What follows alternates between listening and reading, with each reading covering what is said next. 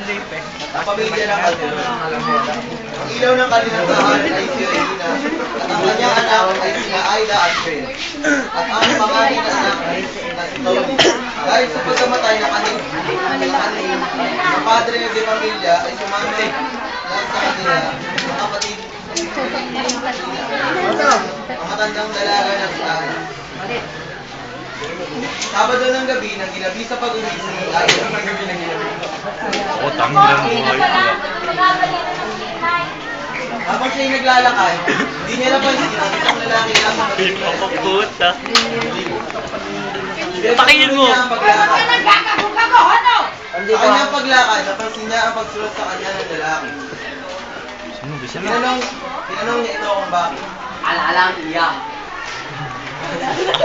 Patuloy na naglakad si Aida, habang ang lalaki nito ay kakasunod pa sa kanya. Sa takot ni Aida, napatakbo siya, habang sinusundan siya ng lalaki. Ikot-ikot siya kasi. Naabutan siya ng lalaki. Lumaban si Aida sa lalaki nito. Hindi nakilala ang lakas ng lalaki.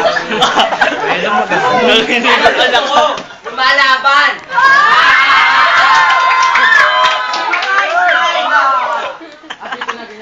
Dito na ginawa ng lalaki ang kanyang masamang Gawin mo na. Wag! Halikan mo. Sa bahay ng Calderon, wala ang kanyang ina na si Regina. Ako, gabi na, malapit si Aida. Sana kaya napunta yung alam ko ngayon.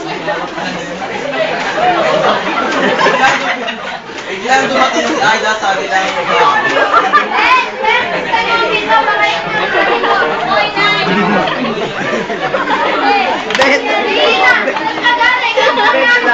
Wala mo. Ano tumabi ka dyan, bro? Bendo lang. Kinausap ni Tony ang kanyang kapatid. Nay!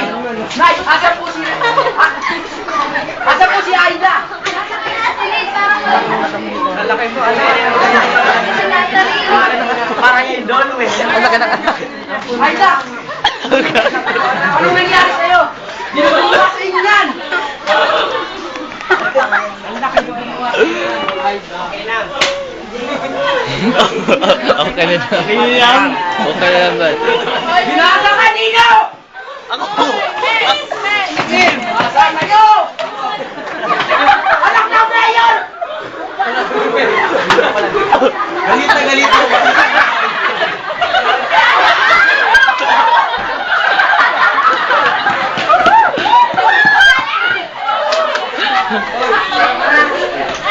Walang iya ka! Habang siya'y naglalakad, nasalubong niya ang anak ng mayor. Maulo ka!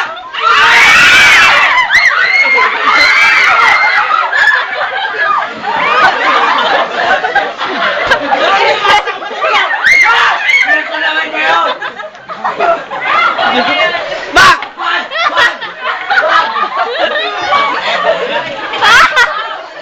Buhay ang kapalit! Buhay ang inutang! Buhay din ang kapalit!